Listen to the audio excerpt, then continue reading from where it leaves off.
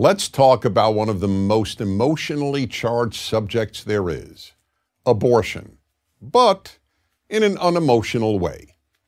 Also, let's not touch on the question that most preoccupies discussion of the subject, whether abortion should be legal or illegal. The only question here is the moral one.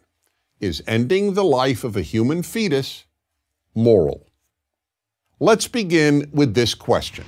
Does the human fetus have any value and any rights? Now, it's a scientific fact that a human fetus is human life. Those who argue that the human fetus has no rights say that a fetus is not a person.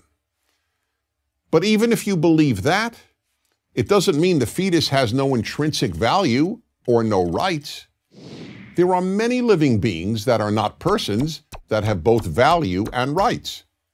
Dogs and other animals, for example. And that's moral argument number one. A living being doesn't have to be a person in order to have intrinsic moral value and rights. When challenged with this argument, people usually change the subject to the rights of the mother, meaning the right of a mother to end her fetus's life under any circumstance for any reason and at any time in her pregnancy. Is that moral? It is only if we believe that the human fetus has no intrinsic worth. But in most cases, nearly everyone believes that the human fetus has essentially infinite worth and an almost absolute right to live. When? When a pregnant woman wants to give birth. Then society and its laws regard the fetus as so valuable that if someone were to kill that fetus, that person could be prosecuted for homicide. Only if a pregnant woman doesn't want to give birth do many people regard the fetus as worthless. Now, does that make sense? It doesn't seem to. Either a human fetus has worth or it doesn't. And this is moral argument number two. On what moral grounds does the mother alone decide a fetus's worth? We certainly don't do that with regard to a newborn child.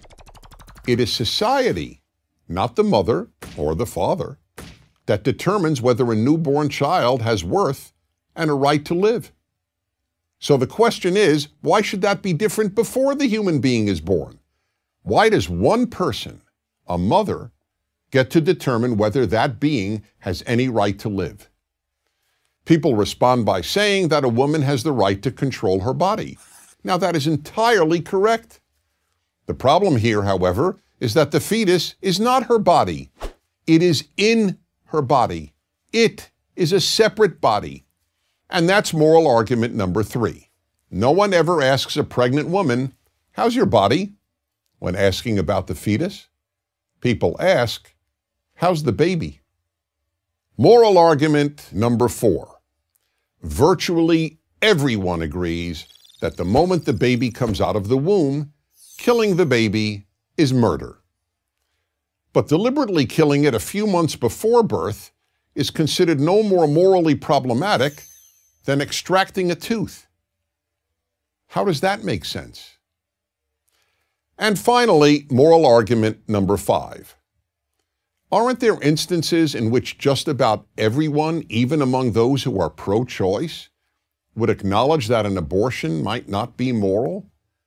For example, would it be moral to abort a female fetus solely because the mother prefers boys to girls, as has happened millions of times in China and elsewhere?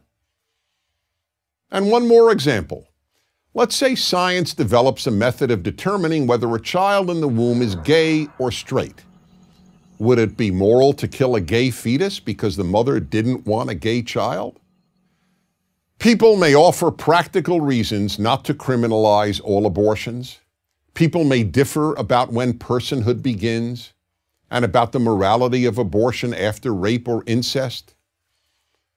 But with regard to the vast majority of abortions, those of healthy women aborting a healthy fetus, let's be clear. Most of these abortions just aren't moral. Good societies can survive people doing immoral things. But a good society cannot survive if it calls immoral things moral. I'm Dennis Prager. To subscribe to our YouTube channel, click here.